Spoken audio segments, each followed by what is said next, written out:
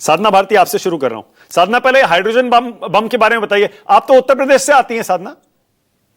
जी, आप तो यूपी से आती हैं। जी, मैं उत्तर प्रदेश और मध्य प्रदेश 2 राज्यों से संबंध रखती हूँ। ठीक है, तो ये वाराणसी से, बनारस से है क्या ये हाइड्रोजन बम जो चर्चा चल रही है? कुछ तो बताइए। इंतजार कीजिए ना मानक जी, इतनी भी क्या जल्दी है। हाइड्रोजन बम आएगा, और जब आएगा तो पूरे खुलासे के साथ, सबूतों के साथ आएगा। तो मुझे लगता है थोड़ा सा इंतजार करना चाहिए। लेकिन आज एक बड़ा अजीब सा प्रश्न है। देखिए, बात चुनाव आयोग पे होती है मानक जी, लेकिन आदरणीय मानक जी, मुझे ये समझ नहीं आता ये बीजेपी को इतनी परेशानी और दर्द क्यों होता है। सवाल पूछे जाते हैं चुनाव आयोग से, जवाब देने आ जाते हैं अनुराग ठाकुर जी। और ये वही अनुराग ठाकुर जी हैं जिन्होंने हमारी बात पे एक पुख्ता स्टैंप लगा दिया था। ये एक प्रेस वार्ता में दूसरे कई ऐसे सीट्स का वो ब्यौरा लेकर आए थे जिनमें एक तरीके से माना गया उन्होंने कि वोट चोरी तो हो रही है। मतलब एक फर्जीवाड़ा तो चल ही रहा है। ये जो प्रधानमंत्री जी बने हैं, ये वोट चोरी के प्रधानमंत्री जी हैं। तो इन्हें तो सबसे पहले, मेरी तो मांग रही है, इस्तीफा दे ही देना चाहिए मोदी जी को।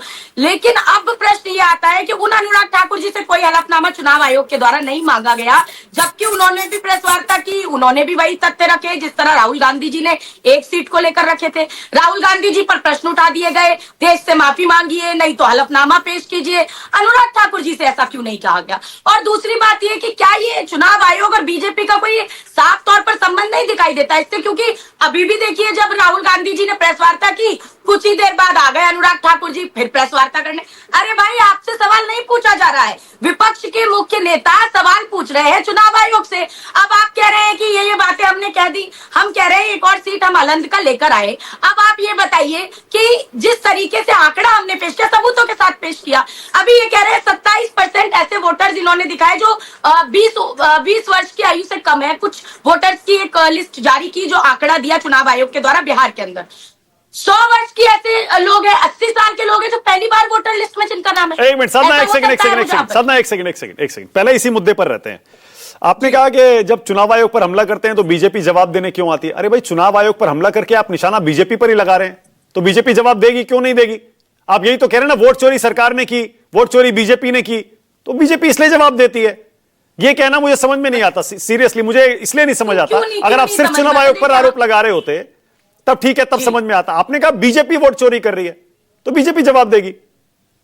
देखिए, मैं तो ये चीज कह ही रही हूं ना आदरणीय मानक जी, मैं ये कह रही हूँ, हम सवाल पूछते बिलबिलाते क्यों? पहले अभी आप सुन लीजिएगा, संजू वर्मा जी कैसे कैसे चीखेंगी, चिल्लाएंगी, बौखला जाएंगी। अभी खुद ही आपको समझ में आ जाएगा कि ये बात ऐसे बात करेंगी जैसे भाजपा की प्रवक्ता नहीं, ये चुनाव आयोग की प्रवक्ता है। ये कहेंगे चुनाव आयोग पे कैसे सवाल उठा दिया। जितना पक्ष की बात सुनने का अधिकारी जनता है, उतनी ही बात सुननी पड़ेगी। और सीधी बात है, देखिए, जब भूख बगावत की सीमा पर आ जाती है, तब भूखी जनता सिंहासन को खा जाती है। और सीधी बात है, देखिए, जब स्वार्थी, अहमवादी और कुटिल व्यक्तित्व रखने वाले लोग किसी समाज या फिर किसी देश में अपना प्रभुत्व कायम करने के मद में चूर होकर, मुझे लगता है, विवेक शून्य हो जाते हैं, तब जनता का संतोष उभरता है ना। और जनता का संतोष उभरता है, जेनजी का भी उभरता है, युवाओं का भी उभरता है, और वो उनके झूठे मुखौटों को नोचता है, इनकी कथनी और करनी की दुमई चाल का पर्दाफाश करता है। अब उसको भी जेनजी का नाम ले दो तो भी अभी देखिए भाजपा कैसे उछलेगी, आप देख लीजिएगा। तो इनको परेशानी हर बात से, तो सवाल तो पूछेंगे ना। ठीक है, ओके। अब मैं एक सेकंड में दूसरे मुद्दे पर आ रहा हूं। आपने कहा ना कि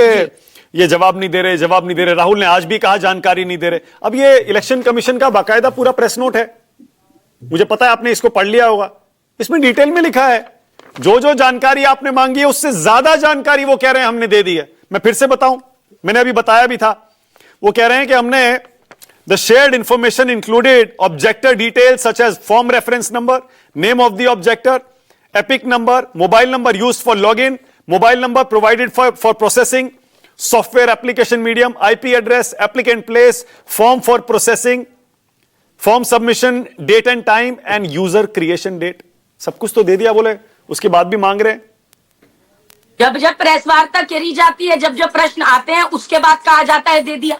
अब और चुनाव आयोग पर कितना भरोसा हम कर सकते हैं? तो हमें पता है, जब हम भाई कहते हैं डिजिटल प्रोवाइड करा दीजिए, तो आपके पास हमारे लिए प्रोवाइड नहीं होता, आप हमें नहीं देते।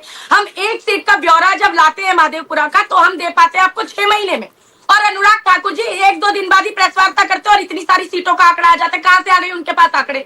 ये उनके पास, मुझे लगता है, मैनुअल तो प्रोवाइड नहीं हुआ होगा, ये तो डिजिटल होगा, क्योंकि इतनी जल्दी तो इंसान के लिए बड़ा असंभव है। और जिस तरह के आंकड़े आते हैं कि नंबर है दूसरे प्रदेश के, ओटीपी जा रहा है दूसरे प्रदेश के नंबर पे, और आप यहाँ पर फॉर्म सबमिशन आप यहाँ कर्नाटक के अंदर चला रहे, तो ये कैसे पॉसिबल ओके, है? संजू वर्मा। 36 सेकंड के Alright. अंदर एक ही नंबर से 2 फॉर्म भर दिए जाते हैं। ओके, भाई, संजू 36 वर्मा, सेकंड में संजू एक वर्मा। आदमी कैसे 2 आवेदन भर देगा, ये बता दीजिए। ओके, संजू तो वर्मा। प्रश्न तो है, और संजू, प्रश्नों कौन का झूठ बोल जवाब रहा है? नहीं चाहते चुनाव आयोग।